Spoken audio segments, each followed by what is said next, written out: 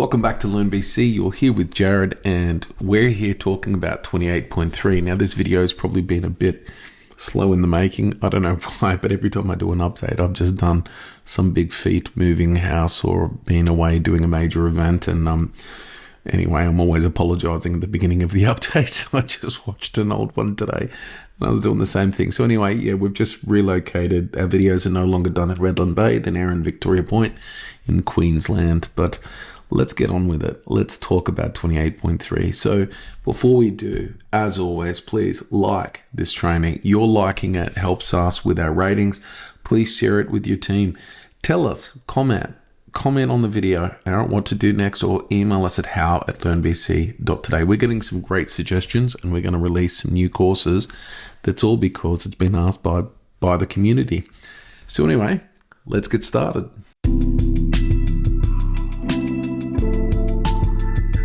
Well, 28.3, it's here and it's rolling out, and we're having different customers have different extension warnings due to different things that just don't support the path where Microsoft is continuing to push their agenda.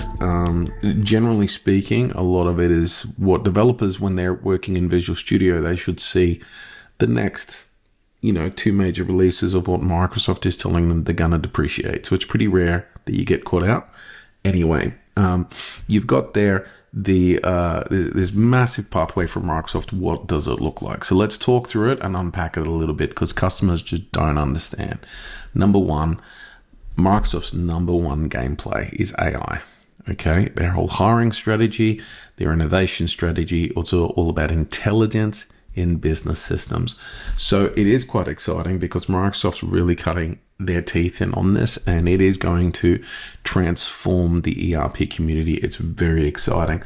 Number two is finance management. There are updates to do with just general compliance issues around the world that are helping with continuing their roadmap. You've got supply chain and manufacturing fixes and continued development, which is helping again those areas.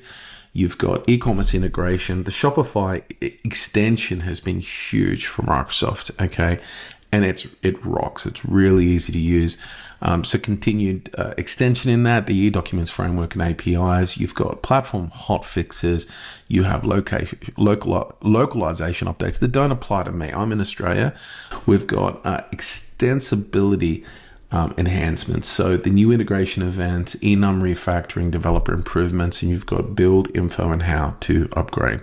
All right, let's get straight into it. So we're going to kick off with Copilot and AI agents. The first thing here is the sales order AI agent. So multi-agent is now general availability. So this means running multiple sales order agents per company.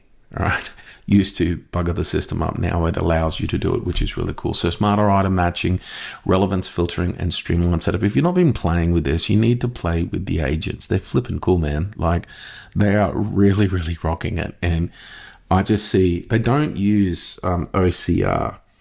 They use a different technology I've talked about in other videos, but it's fascinating how intelligence uses it. So anyway, let's keep going. Through here, you've got the Payables Agent. Now, the Payables Agent is the rock star, and the Payables AP has been a big thing where you've seen solutions like Xflow and Continia and OCR, right? They're stepping in. Now, the next star is the Expense Agent, which is now available for testing in Australia and New Zealand. Woohoo! So it comes with its own expense portal. It does employee lodgement of expenses, direct or paid by company or personal for reimbursement. It also does kilometer tracking. It's very cool.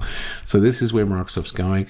The Expense Agent with new languages, Expense Agent mobile application, and Copilot data movement. All right. So that's a big lot of updates that came out in 28.3. Now, I guess it is a big focus that Microsoft is innovating and fixing the way that Copilot generally within the Microsoft environment can work with Business Central. Okay, so it's not as simple as just an MCP connection. There's a lot of different factors to this. Microsoft is innovating at a rate of knots with Copilot Studio. And so Microsoft Business Central development team are using the Copilot AI, but they're in their own bubble, right? And so the last thing here is you've got Copilot, which is an important factor. All right, finance and supply. So financial management, we've got calculating taxes for plastics and sugar. So it's actually part of the emerging compliance requirements. We've got supply chain. So subcontracting is a big one for my clients in manufacturing, and subcontracting is getting good. Now they're continuing to patch it and make it better, but they're focused on closing this out, which is really cool. We have electronic documents, which is a global standard, especially across Europe, and it's coming to Australia, where when you invoice someone, you send an e-document and they're able to receive and process digitally. So it's kind of forcing everyone down a path of EDI in time. You've got e-commerce. Shopify continues to make updates, but the update here is an important one. I want to point out this isn't Shopify standard. This is Shopify B2B, which is their service, which is like $2,000+ a month for the subscription. And normally Shopify retail, what it gives you is the ability to have a contact as a customer, but it's one person. So if you've got 20 people from the same company, they end up with 20 accounts. With B2B, it works differently. You can have a company and you can have contacts. Well, Microsoft, when Shopify released B2B, it didn't support it with the Shopify Sync. It does now. So that's super cool.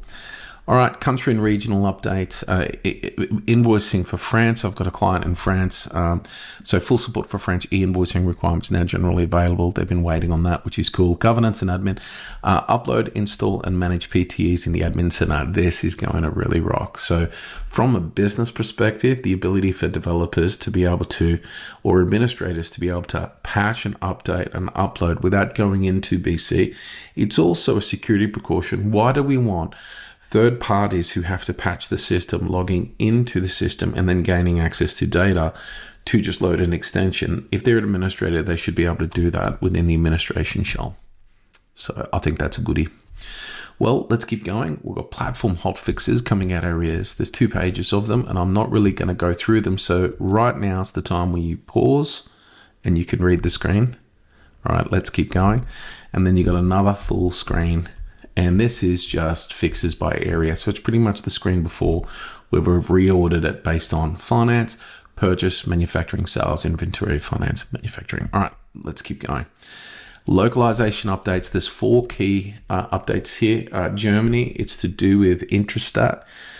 So that's a patch for them. You've got bank clearing for Switzerland. The United Kingdom is the payment practicing reporting updates. That's actually a compliance issue. All right. And a CFDI within Mexico. All right. Well, the build info, how do you upgrade? So the build is 28.3 at the moment, 5.2.2.2.2. All right. And the platform build is 28.0. So we're on version 28, which is the base, and we're at release 3. So every month they make a release, which means we're 4 months after the major update. We have 2 more of these patches. We'll go to 28.4, 28.5, and then we're going to version 29 of BC Wave 2 for this year. So that's how Microsoft works. So you've got to already be planning around what's coming in version 29 of Business Central, which is going to be exciting, okay? Because Microsoft's continuing to just really shake this up and deliver massive levels of innovation with the platform. Look, for online customers, new customers automatically receive the latest updates. Okay, so I think now that Microsoft are now making 28.4 the default, if you go set up a new environment, it may be 28.4, 28.5 you get by default when you provision a new customer.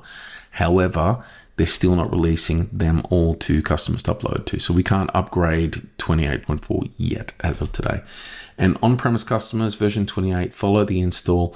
Business Central 2026 Wave 1 release update, version 27 and earlier, see upgrading Dynamics 365 Business Central release Wave 1 on Microsoft Learn.